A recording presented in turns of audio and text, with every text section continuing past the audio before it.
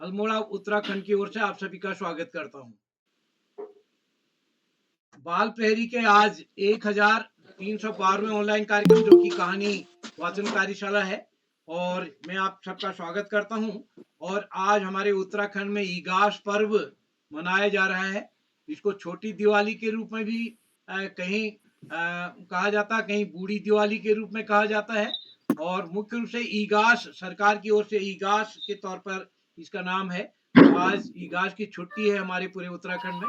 तो मैं आप सभी का स्वागत कर आपको बधाई देता हूं और आज के इस कहानी वाचन में आप सभी का स्वागत करता हूं। और आज के इस कहानी वाचन कार्यशाला की अध्यक्षता करेंगे सभी मित्रों से निवेदन है आदरणीय मनोहर चमोली सर। मनोहर चमोली सर, आपसे निवेदन है अपना माइक बंद कर लेंगे। आज के इस कार्यक्रम के अध्यक्षता करेंगे आदरणीय हरदेव सिंह धीमान सर, जो कि शिमला हिमाचल प्रदेश से हैं। आप ऑफलाइन ऑनलाइन कार्यक्रम हमारे जोड़ते रहे हैं, आपका स्वागत है सर। मुख्य अतिथि बतौर हमारे बीच डॉक्टर विमला भंडारी जी होंगी, जो कि सलीला संस्था सलूम्बर से हमारे बीच होंगी। आप बाल साहित्य में आपका महत्वपूर्ण काम है, आप किसी परिचय की मोहताज नहीं।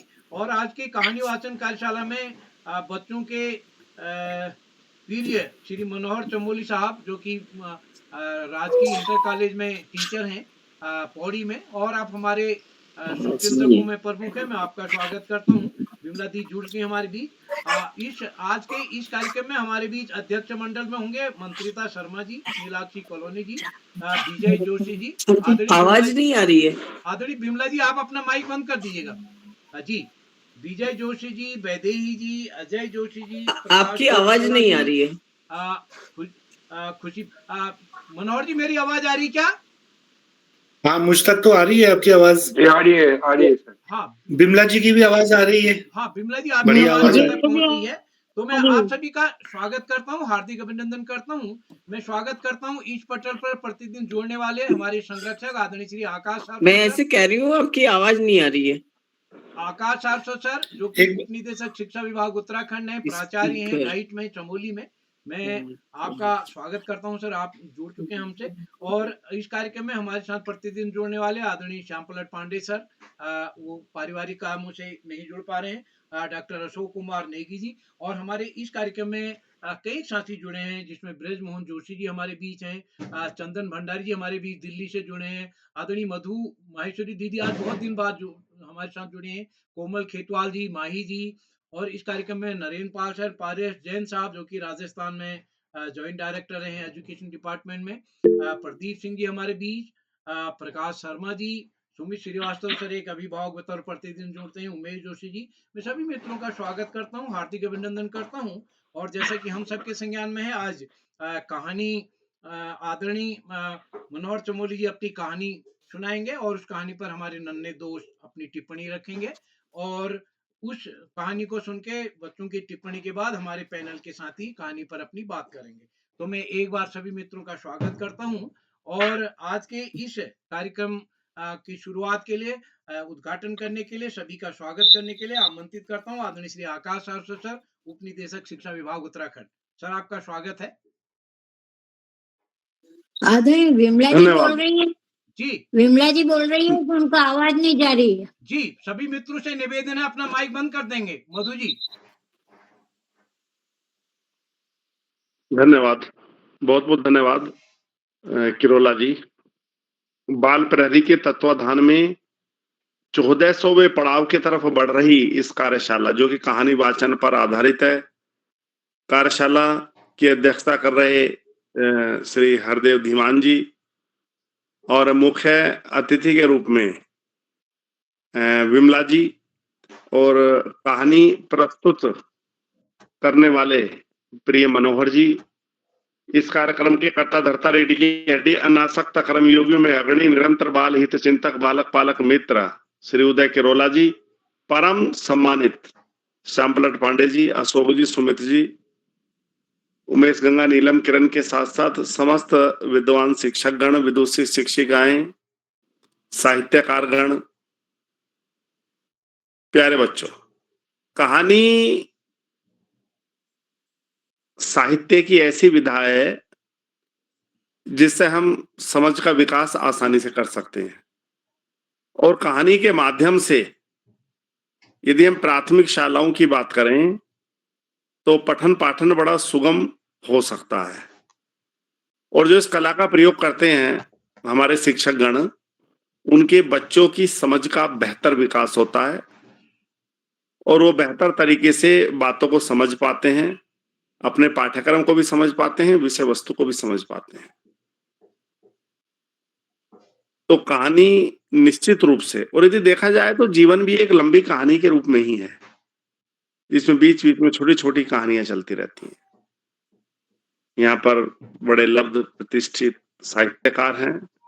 चूंकि साहित्य समाज का दर्पण होता है और साहित्यकार मार्गदर्शक के रूप में होते हैं, तो मेरा सभी से ही निवेदन होगा कि हम सब एक आदर्श के रूप में बच्चों के सामने रहें और वो कैसे बेहतर नागरिक बने, उनको कहने से पहले खुद आचरण के द्वारा उनको संदेश दें, जिससे कि हमारे बच्चे अच्छे नागरिक, एक विवेकशील नागरिक बन सकें।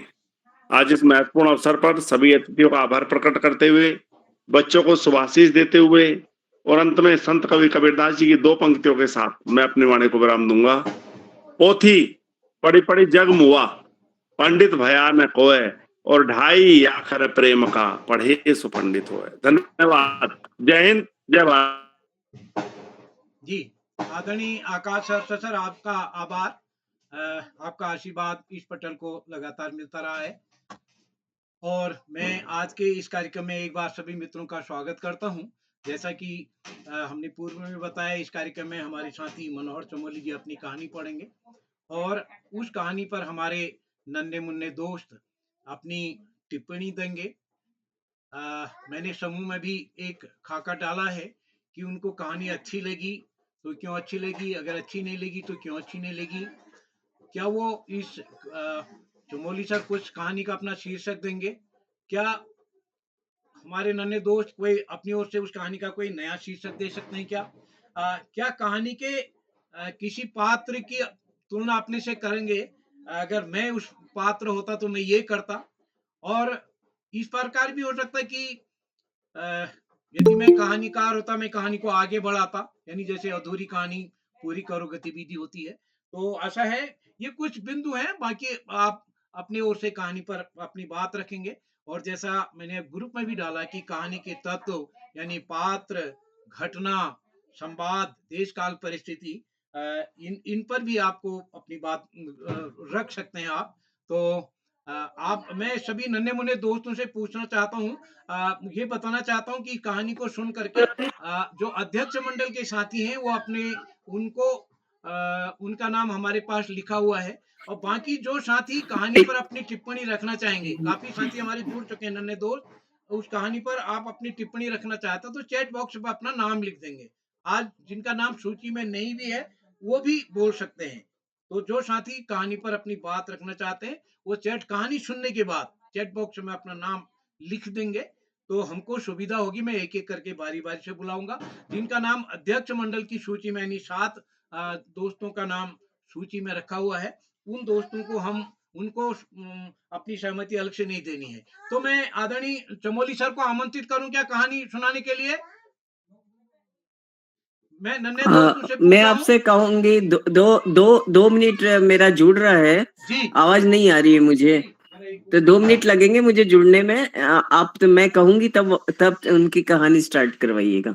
हाँ जी, जरा जल्दी करिएगा, फिर नहीं तो। हाँ, मैं नहीं, दूसरे मोबाइल से जुड़ रही हूँ मैं, है ना। विमला जी, एक बार आप ना इसको बंद करके दोबारा लिंक पे जाइए व्हाट्सएप में, और फिर दोबारा लिंक खोलिएगा। एक बार लेफ्ट होके दोबारा खोलिएगा, हो जाएगा जी। तो चलिए, मैं एक बार आदरणीय बिमला जी के इंतजारी करते हैं। आप सभी का स्वागत करता हूं एक बार। आप सबका स्नेह इस पटल पर को लगातार मिलता रहा है, और आज के इस कार्यक्रम में बिमला जी हमारे बीच जुड़ चुकी हैं दोबारा। तो हाँ, आवाज आ रही है सब अब। जी, तो बस बढ़िया हो गया। हमने हमारे नन्हे मुन्ने दोस्त सुनने के लिए तैयार हैं, तो मैं आमंत्रित करता हूं आदरणीय मनोहर चमोली जी को। और जो बच्चे अपनी कहानी पर अपनी टिप्पणी देना चाहेंगे, कहानी सुनने के बाद वो चैट बॉक्स पर अपना नाम लिख देंगे। मैं उनको नोट करते हुए एक एक करके बुलाऊंगा। तो एक बार मैं सबका स्वागत करते हुए आमंत्रित करता हूं कहानी वाचन के लिए आदरणीय मनोहर चमोली सर। जी, तो सबसे पहले तो हम बाल प्रहरी का स्वागत करेंगे, उनका धन्यवाद देंगे और हमारे मुख्य अतिथि, हमारे अध्यक्ष महोदय और पटल पर बहुत सम्मानित बाल साहित्यकार सहित जो प्यारे बच्चे हैं, जिनके लिए ये सारा उपक्रम बुना जा रहा है, मैं उनका भी स्वागत करता हूँ। अगर आवाज बिल्कुल साफ है और सुनाई दे रही है तो एक बार मुझे बता दें और मैं सीधे फिर कहानी बिल्कुल शुरू आपकी करता हूँ। आवाज साफ आ रही सर, आप अपना कैमरा ऑन करके शुरू कीजिए। अच्छा, ठीक है। तो कैमरा कहाँ से होगा? यहाँ से। जी, तो मैं शुरू करता हूँ और प्यारे बच्चों के साथ-साथ सभी श्रोताओं, ये जो कहानी है, इस कहानी का नाम है बस्ते में कबाड़। कहानी का नाम है बस्ते में कबाड़।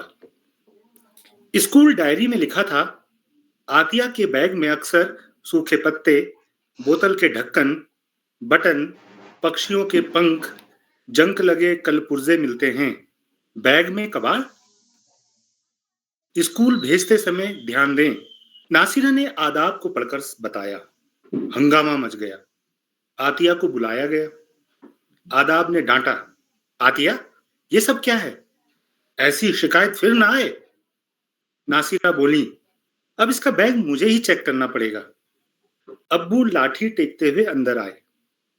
आतिया दौड़कर अब्बू से लिपट गई। अब्बू ने नासिरा और आदाब को घूरते हुए कहा, हर समय आतिया को मत डांटा करें। आगे से इसके बस्ते में कापियां और किताबें ही मिलेंगी, मैं भी देखूंगा। अब्बू आतिया को लेकर आंगन में चले आए। अब्बू और आतिया आंगन में जाकर बैठ गए। आतिया सिर झुकाए बैठी थी। अब्बू ने उसके कान में कुछ कहा। वह खिलखिलाकर हंस पड़ी। एक दिन की बात है, आदाब परेशान थे। अब्बू ने पूछा, क्या हुआ? आदाब ने जवाब दिया, मेरे पेन का ढक्कन ऑफिस में कहीं गिर गया है, इतना महंगा पेन। अब्बू ने इशारा किया तो आतिया एक ढक्कन ले आई। आदाब ने कहा, कमाल है, यह ढक्कन तो मेरे पेन में एकदम ठीक लग गया है। हाँ, रंग दूसरा है लेकिन चलेगा। आदाब ने पेन जेब में रख लिया, फिर वे ऑफिस चले गए। आतिया स्कूल जाने की तैयारी करने लगी।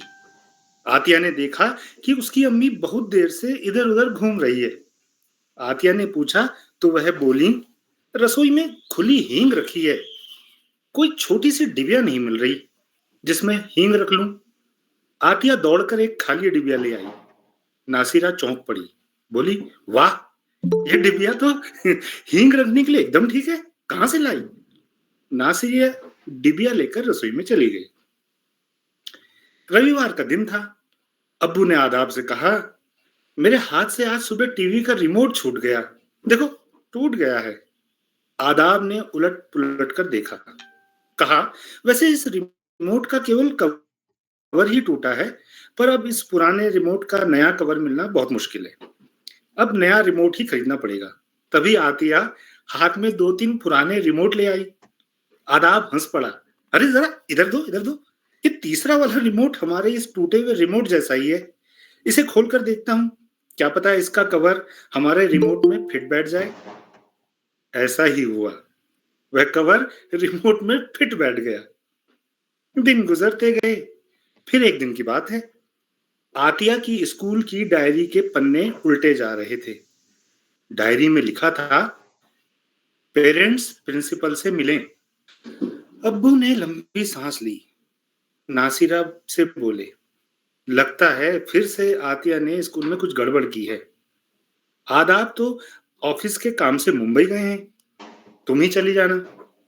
नासिरा बोली, ठीक है, मैं कल ही जाती हूँ, अभी आतिया से कुछ कहना बेकार है, इसकी खबर तो मैं स्कूल से आकर लूंगी। दूसरे दिन नासिरा स्कूल चली गई, प्रिंसिपल से मिली। प्रिंसिपल ने बैठने का संकेत दिया। आतिया को कक्षा से बुलाया गया। प्रिंसिपल ने मुस्कुराते हुए नासिरा से कहा, आपकी आतिया भी कमाल करती। यह सुनकर नासिरा चौंकी, लेकिन चुप रही। प्रिंसिपल बोले, हमारे स्कूल में 3 कंप्यूटर के कीबोर्ड खराब हो गए थे, मतलब कि उनके कुछ टैब निकल गए थे, टूट गए थे। कीबोर्ड का एम, ए और यू तो मिल ही नहीं रहे थे, और तुम तो जानते हो कि यही अक्षर बार बार उपयोग में आते हैं। ये आतिया पता नहीं कहां से कई सारे टैब ले आई, और वे टैब हमारे कीबोर्ड में आसानी से लग गए। हमारा काम चल पड़ा। नासिरा ने आतिया की ओर देखा तो वह मुस्कुरा रही थी। नासिरा को तसल्ली हुई कि इस बार स्कूल का बुलावा परेशानी में डालने वाला नहीं है। प्रिंसिपल तो लगातार बोले जा रहे थे, और हाँ, हमारी म्यूजिक टीचर प्रभा भी इसकी तारीफ कर रही थी। बता रही थी कि न्यू ईयर प्रोग्राम में कुछ बच्चे स्कूल नहीं आए। ऐन वक्त पर आतिया ने सारी मुश्किलें हल कर दी। इसने प्रोग्राम में शामिल होने वाली कई चीजें कबाड़ हो चुकी चीजों से जुटा ली। खुद भी अचानक एक नहीं, दो नहीं, तीन कार्यक्रम में हिस्सा लेकर सबको चौंका दिया। भाई वाह, वह भी बगैर तैयारी के। नासिरा चुप रही। प्रिंसिपल ने आगे बताया, और कल हमारे स्कूल में शिक्षा अधिकारी आए थे। वे आतिया की क्लास में भी गए। वे किताबी पढ़ाई से हटकर कुछ सवाल पूछ रहे थे। इस आतिया ने तो कमाल ही कर दिया। ये तो पंखों से ही कई पक्षियों को पहचान लेती है, पत्तों की बनावट से कई पेड़ों के नाम बता देती है, साइकिल से लेकर ट्रक के बारे में अच्छी खासी जानकारी रखती है। ये देखिए, शिक्षा अधिकारी ने विजिटर बुक में क्या लिखा है, आप पढ़िए। शिक्षा अधिकारी ने लिखा था, कबाड़ से जुगाड़ में माहिर आतिया को सैल्यूट। प्रिंसिपल तो लगातार बोले ही जा रहे थे। आतिया हमारे स्कूल की शान है। क्लास टीचर ने बताया कि कई क्लासरूम के स्विच खराब हो गए थे। ये कहीं से पुराने बेकार पड़े स्विच ले आई। वे पुराने स्विच काम आ गए। लगभग 1500 रुपए की बचत हो गई।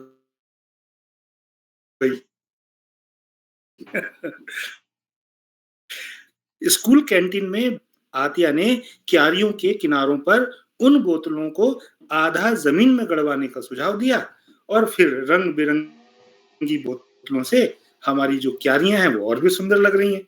नासिरा को याद आया कि आतिया और अब्बू अक्सर घर के स्टोर में बेकार पड़े सामान को उलटते पलटते रहते हैं। आतिया का कबाड़ बैंक घर का वही स्टोर रूम है। तभी आतिया की क्लास टीचर हरप्रीत आ गई। वह बोली, इस आतिया ने एहसास करा दिया है कि कोई भी चीज बेकार नहीं होती। अधिकतर चीजों को उपयोग में दोबारा लाया जा सकता है। बस आतिया जैसी नजर और आतिया जैसी सोच होनी चाहिए। हम इसके नजरिए को विस्तार देना चाहते हैं और आपकी मदद चाहिए। लेकिन बेकार के कबाड़ का ढेर रखना भी तो बेकार है। दूसरी बात, कबाड़ बनती चीजों को कोई कैसे संभाले? ये जरूरी तो नहीं कि बेकार की चीज कभी काम ही आ जाए। नासिरा ये बात कहना चाहती थी, लेकिन नासिरा सिर्फ हाँ ही कह पाई। नासिरा कभी आतिया को देख रही थी, कभी प्रिंसिपल को देख रही थी, और कभी उसकी क्लास टीचर को। 2 महीने पहले तो इसी स्कूल ने इसी आतिया की नोटबुक में लिखा था, बस्ते में इस तरह की चीजें रखना अच्छी बात नहीं है। और आज स्कूल बैग में कॉपी किताबों के अलावा बेकार की चीजें रखने वाली आतिया आम से खास कैसे हो गई? क्या प्रिंसिपल को नोटबुक में लिखी पुरानी टिप्पणी याद दिलाना ठीक होगा? नासिरा यही सोच रही थी। तभी इंटरवल की घंटी बजी तो आतिया दौड़कर मैदान की ओर चली गई। आतिया की मम्मी देख रही थी कि प्रिंसिपल कपों में चाय उड़ेल रहे थे। बहुत बहुत धन्यवाद। क्या बात है, बहुत अच्छी कहानी आदरणीय चमोली सर, आपका आभार, आपने समय निकाला। और अब बारी है हमारे नन्हे मुन्ने दोस्तों की। उनको कहानी पर अपनी टिप्पणी रखनी है, अपना नाम देना है। और मैंने जैसे पहले बताया कि हमारे नन्हे दोस्तों को कहानी पर अपनी बात रखनी है। तो सबसे पहले मैं आमंत्रित करता हूं अध्यक्ष मंडल से नीलाक्षी कॉलोनी की को। वो सभी का स्वागत भी करेंगे अध्यक्ष मंडल की ओर से। बाकी साथी सीधे अपनी अपनी बात रखेंगे अध्यक्ष मंडल के साथी। तो मैं नीलाक्षी को आमंत्रित करता हूं सभी का स्वागत करने के लिए और कहानी पर अपनी टिप्पणी रखने के लिए। नीलाक्षी जी, स्वागत है आपका। जी सर, आप सभी को मेरा सादर प्रणाम। मेरा नाम नीलाक्षी कॉलोनी है, कक्षा 8 की छात्रा, जैन पब्लिक स्कूल टनकपुर, जिला चंपावत से।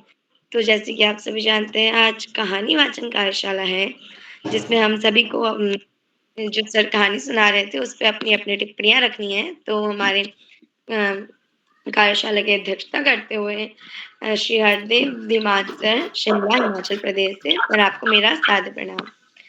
एवं हमारे कार्यशाला के मुख्य अतिथि डॉक्टर बिमला भंडारी मैम, सलीला संध्या, सलुम्बर, राजस्थान से। मैम आपको मेरा सादर प्रणाम। एवं हमें हमारे इस कार्यशाला की कहानी वाचन, जिनने हमें अभी इतनी अच्छी कहानी सुनाई, श्री चमोली सर, पौड़ी से।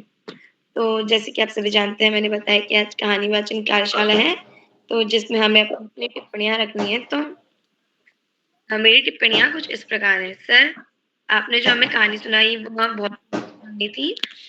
इसमें मैं सोचती हूँ कि इससे हमें यह शिक्षा मिलती है कि हमें कभी भी किसी चीज़ को वेस्ट नहीं करना चाहिए। वो हम कभी न कभी काम आएगी, या हमें, जैसे जो लड़की थी, उसने भी उन चीज़ों को सँभाल के रखा, तो उसने कबाड़ से जुगाड़ बना लिया। तो इस कहानी का नाम हम यह भी रख सकते हैं कि कबाड़ से जुगाड़। और सर, आपने बहुत अच्छी कहानी सुनाई। धन्यवाद।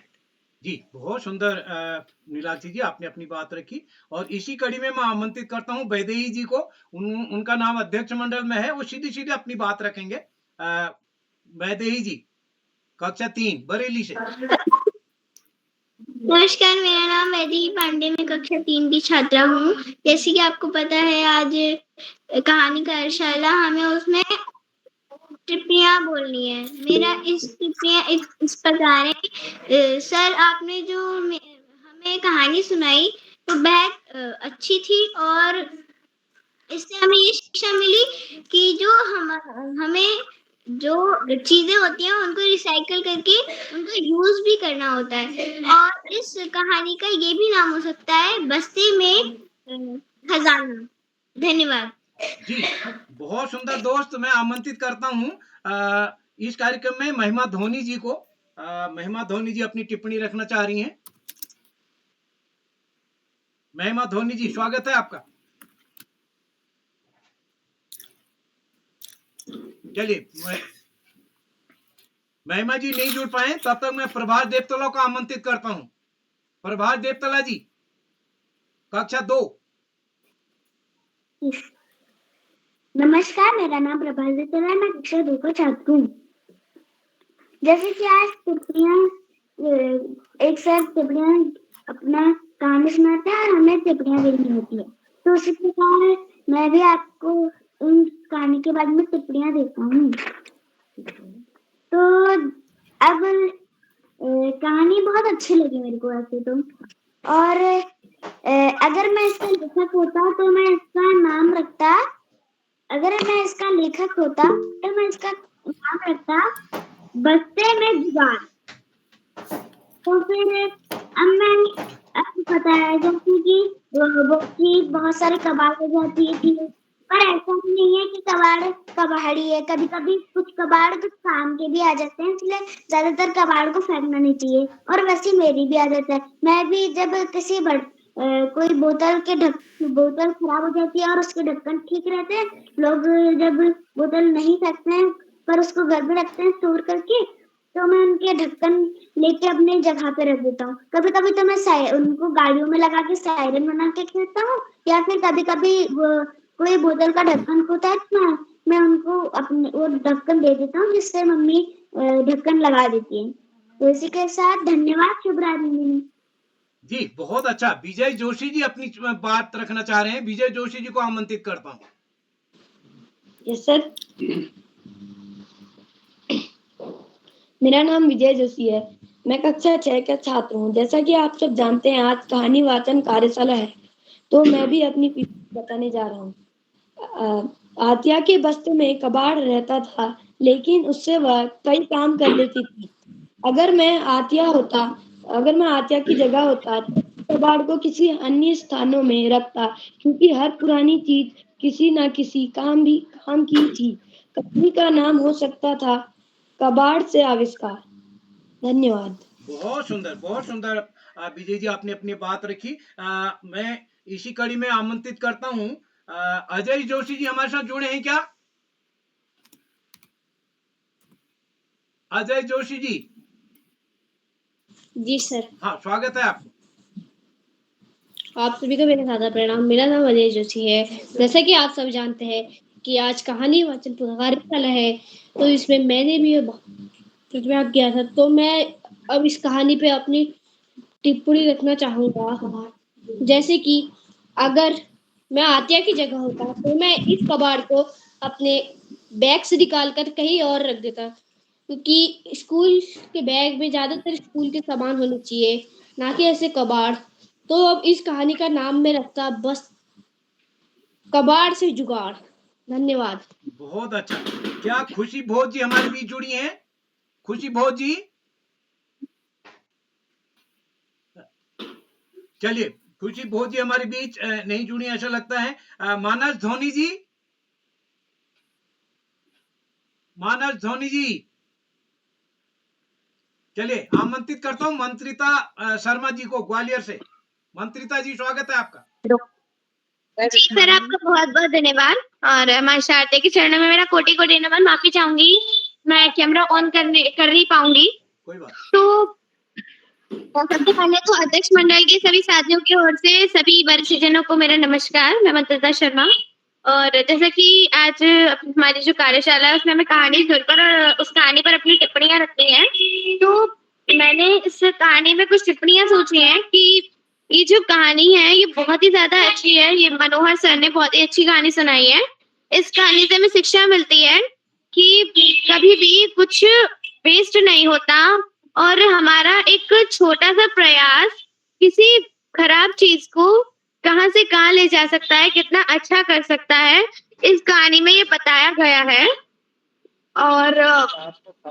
और मतलब बेकार को साकार कैसे करें, ये इस कहानी के माध्यम से बताया गया है। तो अगर मैं इस कहानी की लेखिका होती तो इस कहानी का शीर्षक कुछ इस प्रकार रखती कि तिनके तिनके तिनका तिनका का संचयन। इसी के साथ अपनी वाणी को विराम देती हूँ। धन्यवाद। बहुत अच्छा दोस्त। मैं इसके बाद आमंत्रित करता हूँ महिमा धोनी जी, जुड़ी है क्या? जुड़ गई थी एक बार महिमा धोनी जी। सर हाँ हाँ, स्वागत है दोस्त। सर आपका आभार। और मैं कैमरा ऑन कीजिए, अपनी कहानी कैमरा ऑन कीजिए जी। सर मैं कैमरा ऑन नहीं कर पाऊंगी, मेरा नेट खत्म हो चुका है। अच्छा, चलो कोई बात नहीं, स्वागत है। सो जो आज कहानी गायन कार्यशाला है उसी के उपलक्ष्य में मेरी एक कहानी है कि किसी को कम नहीं समझे, क्योंकि मैं इस कहानी के शीर्षक से ही आपको ये बताना चाहूंगी कि एक बार की बात है। तो आपको कहानी नहीं सुनानी है, कहानी नहीं सुनानी है, इसी कहानी पर बात करनी है। हाँ, इसमें मैं बताना चाहती हूँ कि इसमें था कि एक मैनेजर थे, उन्होंने अपने ही एक सिक्योरिटी गार्ड को अपने से कम आंका, जिसके कारण उन्होंने अपनी ही चीजों को नुकसान पहुंचाया। इसलिए मैं ये कहना चाहूंगी कि किसी को भी कम ना आंक के उसको भी समझना बहुत जरूरी है, क्योंकि एक छोटी से छोटी चीज भी आपको इतना आगे पहुंचा सकती है जितना कि कोई नहीं पहुंचा सकता। तो मेरा यही था। धन्यवाद। बहुत अच्छा। क्या मानस धोनी जी हमारे बीच जुड़े हैं? मानस धोनी जी, तो चलिए मैं अपने नन्हे मुन्ने दोस्तों को विशेष रूप से जिन्होंने चैट बॉक्स में अपना नाम लिखा था उनका नाम मैंने बोल दिया है। तो मैं सभी का आभार व्यक्त करता हूं, अपने दोस्तों का और विशेषकर अभिभावकों का। और इस पटल पर हम बच्चों से ही संचालन कराते हैं और कहीं न कहीं इस पटल पर बच्चों की प्रस्तुति से अंदाज आ जाता है कि बच्चे आगे संचालन करेंगे। तो मैं एक बार सभी मित्रों का आभार व्यक्त करते हुए आमंत्रित करता हूँ डॉक्टर विमला भंडारी जी, जो कि सलीला संस्था सलूम्बर से जुड़ी हुई हैं। और आपके माध्यम से हमने राजस्थान में कई बच्चों की 5-5 दिन की कार्यशालाएं भी आयोजित की हैं। तो मैं आपको आमंत्रित करता हूँ, आप वरिष्ठ साहित्यकार हैं। आपका स्वागत है। मैं आपको आमंत्रित करता हूँ अपने आशीर्वचन के लिए और बच्चों का मनोबल बढ़ाने के लिए। आदरणीय डॉक्टर विमला जी। विमला जी, आप जुड़ी हैं क्या? डॉक्टर विमला जी हमारे साथ जुड़ी हैं क्या? जी नमस्कार। हाँ जी, स्वागत है मैम आपका। हाँ, आवाज आ रही जी है ना? आ रही है, स्वागत है। हाँ, मुझे बहुत दिनों बाद बाल प्रहरी की कार्यशाला में जुड़ने का आज अवसर मिला और वो भी मैंने अपने पसंदीदा रचनाकार मनोज चमोली जी की कहानी को सुना।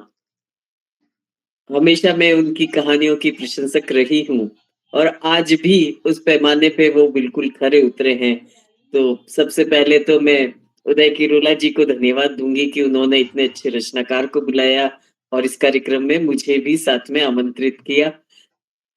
कहानी का जो नाम था बस्ते में कबाड़, बहुत अच्छा शीर्षक था। हालांकि कई बच्चों के अलग-अलग शीर्षक के सुझाव भी आए, तो ये भी बहुत अच्छा है कि आपने इतनी सारी बाल प्रतिभाओं को जोड़ रखा है और ये वास्तविक मंच है। एक प्रायोगिक कक्षा है कि एक कहानीकार से परिचय होता है जिसमें उसकी कहानी को बच्चे लेखक के मुंह से सुनते हैं।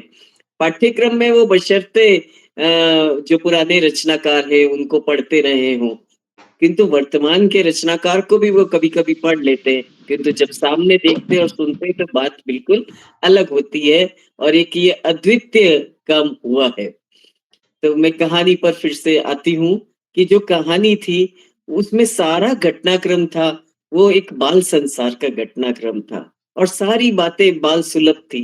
बच्चे ने बस्ते में पुस्तकों की जगह पता नहीं क्या-क्या रख रखा था जो बड़ों की नजरों में बेकार थी और बड़े बराबर उसको इस बात के लिए मना करते हैं, डांटते हैं, प्रताड़ित करते हैं, यहाँ तक कि स्कूल वाले भी उसकी डायरी में उस चीजों की उसकी आदत की मतलब बुराई करते हुए उसे भेजते हैं कि आप बच्चे को समझाएं कि वो बस्ते में क्या रखे। और ये कमेंट एक बच्चे का भी आया है कि कबाड़ रखने के लिए कोई अलग से जगह होनी चाहिए, उसके लिए बस्ता नहीं होता है।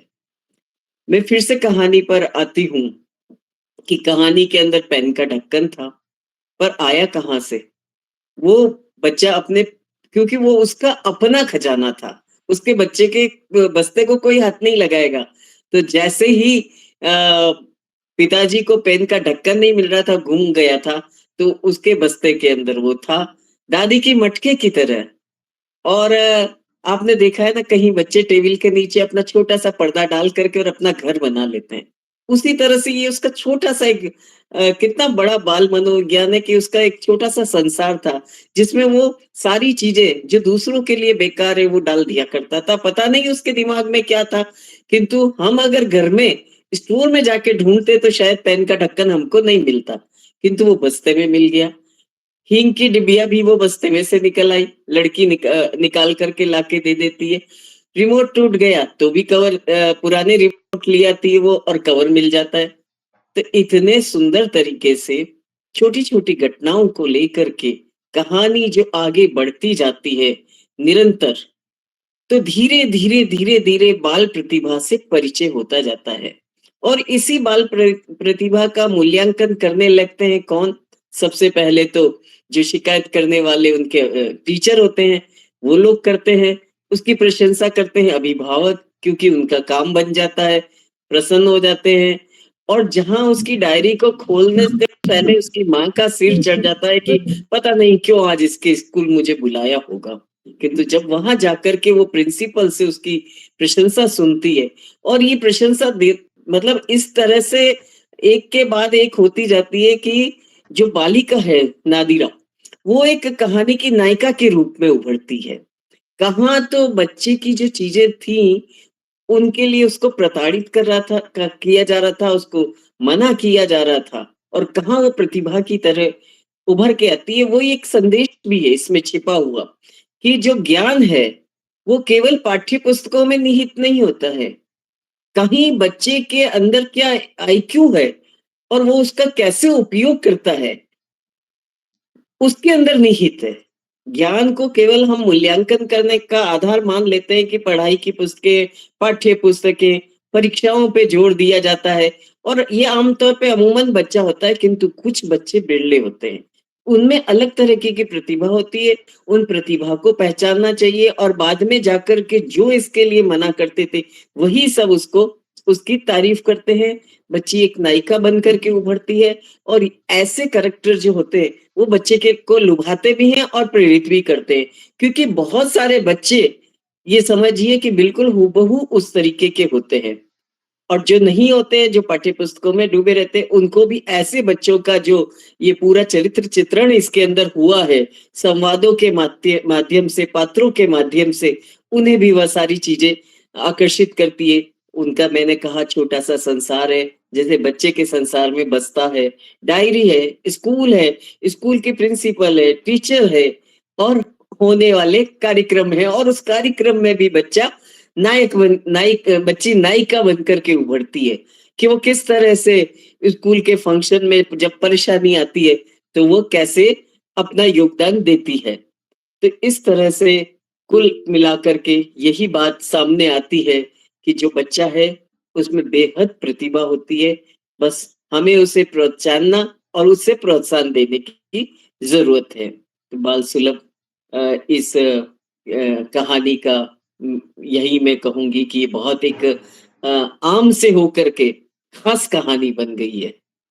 आम कहानियां होती हैं बच्चों के लिए, किंतु एक खास इसलिए है क्योंकि इसमें एक प्रेरणादायक संदेश छिपा है, बच्चों के लिए भी है, देखिए अभिभावकों के लिए भी है और शिक्षकों के भी है। त्रियामी स्तर पर ये कवर कर रही है ये कहानी। बच्चे पढ़ेंगे तब भी लाभान्वित होंगे और मनोरंजन होगा और उन्हें प्रेरणा मिलेगी, और बड़े पढ़ेंगे तो भी उनको कहीं न कहीं कुछ न कुछ ये कहानी अपना इंप्रेशन छोड़ जाएगी। बच्चों के प्रति उनका नजरिया, उनका व्यवहार बदलेगा। और संवाद तो खैर बहुत चुटीले और बहुत इस मतलब सहज है और संप्रेषणीय है, जिसको अच्छा पकड़ सकते हैं। भाषा की दृष्टि से भी बाल साहित्य की बहुत अच्छी है, शैली भी आपकी बहुत अच्छी है। तो कुल मिलाकर के एक सफल कहानी की श्रेणी में है। और वैसे भी वो मनोज चमोली जी जो है अध्यापन के क्षेत्र से जुड़े हुए हैं, तो बाल संसार में तो वो रहते ही हैं, घर में बच्चे, स्कूल में बच्चे, बच्चों से घिरे रहते हैं, उनके मनोविज्ञान के वो अच्छे पारखी हैं। एक अच्छी कहानी के लिए आपको बधाई। बच्चों ने अच्छी प्रतिक्रियाएं दी, उन बच्चों को भी बहुत बहुत बधाई कि उन्होंने बड़ों की कहानी को सुना, अपने हिसाब से उनके शीर्षक सुझाए। कुछ शीर्षकों को मैंने लिखा भी है, जैसे उसमें एक शीर्षक ये भी आया था, तिनको का संचयन, एक छिपा हुआ शीर्षक जो एक रहस्य जगाता है। और ये भी सुंदर ही था, जैसे जो लेखक ने कहा था, बस्ते में कबाड़। देखिए तब भी किसी ने शीर्षक सुझा ही दिया कि कबाड़ से जुगाड़। तो ये बच्चों की पसंद है अपनी अपनी, सबको अपने अपने रंग पसंद आते हैं, सबको अपने अपने स्वाद पसंद आते हैं, वैसी ही बातें हैं कुछ। तो कुल मिलाकर के बहुत अच्छा कार्यक्रम, बहुत अच्छी कहानी और बहुत बच्चों की बहुत अच्छी समीक्षा, और मुझे अवसर दिया उसके लिए आपका सबका हार्दिक आभार। जी, आदरणीय बिमला जी, आपका आभार। आपने बहुत संतुलित बातचीत रखी है। मैं आपका आभार व्यक्त करता हूँ, आपने समय दिया। कहीं न कहीं हम बड़े लोगों का भी मार्गदर्शन होता है, आप जैसे साहित्यकारों के माध्यम से। तो मैं आदरणीय अध्यक्ष जी को आमंत्रित करूँ, उससे पहले एक बार मनोहर चमोली को आमंत्रित करता हूँ। मनोहर चमोली जी अपनी बात कुछ अगर जोड़ना चाहें, बच्चों से कुछ कहना चाहें। मनोहर चमोली सर। चलिए मनोहर जी जब तक जुड़े, मैं हरदेव सिंह धीमान जी को आमंत्रित करता हूँ। हरदेव सिंह धीमान सर। मनोहर जी अपना माइक ऑन करिए। जी, आपका माइक ऑन नहीं था। हाँ जी जी, बस वो कहानी ने सब कुछ कह दिया है, जी, मुझे और कुछ नहीं कहना है। चलिए धन्यवाद। बहुत बहुत आपका, आपने समय दिया और वास्तव में आपका प्रस्तुतिकरण का जो ढंग था वो बहुत अच्छा लगा।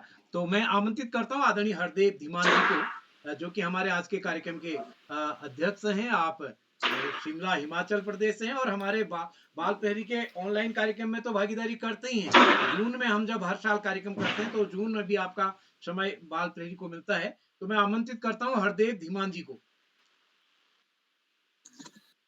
धीमान सर, स्वागत है आपका। सभी लोगों को सभी सुधी विद्वत जनों को नमस्कार। इस बाल साहित्य मंच के संचालक आदरणीय किरोला जी, आज की मुख्य अतिथि श्रीमती बिमला भंडारी जी,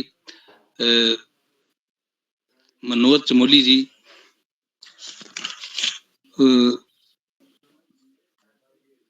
सारस्वत जी और अन्य सभी विद्वत जनों को मेरा प्रणाम अभिवादन, और मंच से जुड़े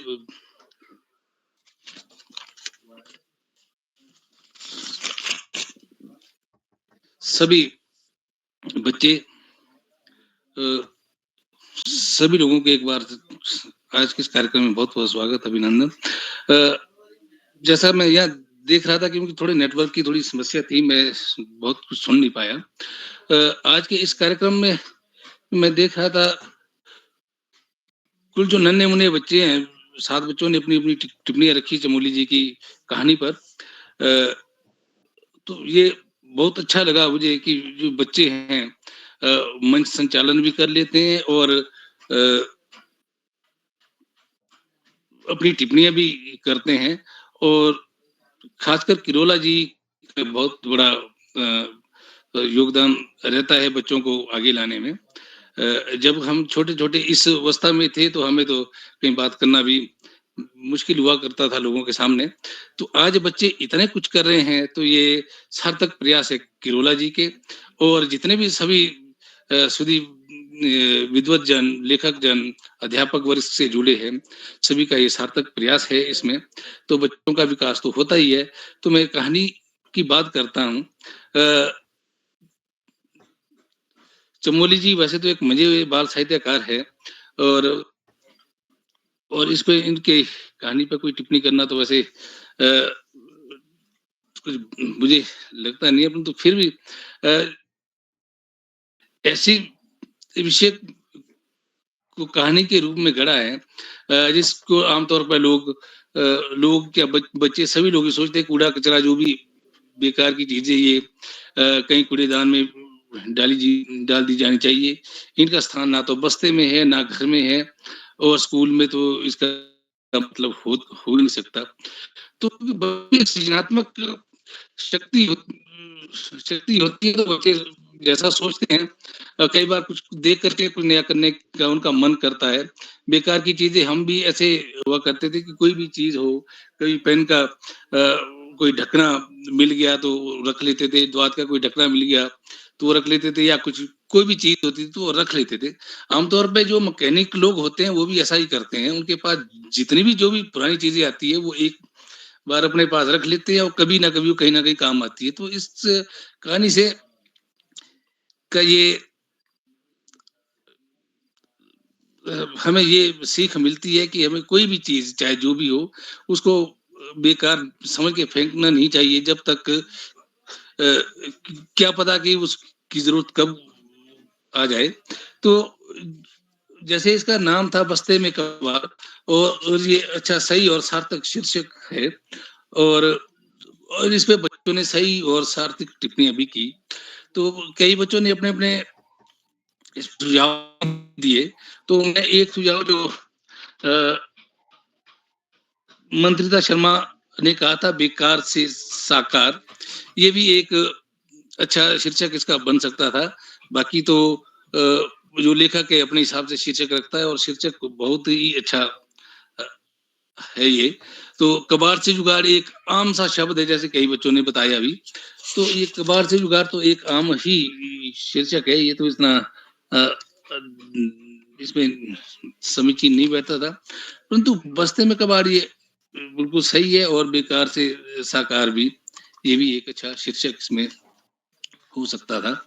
तो कहानी का ताना बाना जिस तरह से बुना है चमोली जी ने, ये बहुत ही सराहनीय है। और इसको हालांकि जिस बच्चे को न वो जो भी बेकार की चीजें रखने में घर में भी डांट पड़ती थी, साथियों से डांट मजाक करते थे, स्कूल में भी कभी कभार डांट पड़ती थी, तो ये उसकी एक सृजनात्मकता थी, और वो कहाँ काम आ गई। और वो पेन का ढक्कन अपने पास रख दिया, कुंजी पटल की अपनी जो कुंजियां थी वो कहीं संभाल करके रख दी। अब कौन सी चीज कब कहाँ काम आ जाती है, तो इसका पता तभी लगता है जब उसकी जरूरत पड़ती है। तो कुल मिलाकर के कहानी बहुत ही अच्छी, प्रेरणादायक है, और बच्चों को संग्रह करने की एक वो प्रेरणा भी देती है कि कोई भी चीज हो, जैसे कहा भी है क्षणस्य कर्णस्य विद्या संचित, तो चाहे रुपया पैसा हो या ज्ञान हो या कोई भी चीजें हो अपने पास संग्रह करते रहे। जब एक समय आता है तो वो एक बहुत कबाड़ ही क्यों ना हो। तो इस प्रकार से बहुत अच्छी कहानी बन पड़ी है। बच्चों ने बड़ी सार्थक टिप्पणियां की है और विदुषी विमला भंडारी जी ने तो पूरी समीक्षा ही कर डाली। और जो भी बीच में अन्य लोगों की भी टिप्पणियां देख रहा था, तो सबने अच्छी समीचीन टिप्पणियां की। और ऐसे कार्यक्रम क्योंकि मैं शुरू से लेकर जुड़ा हुआ हूं, तो जैसे मौका मिलता मैं जुड़ता रहता हूं। तो किरोला जी एक बहुत अच्छा ही कार्य कर रहे हैं।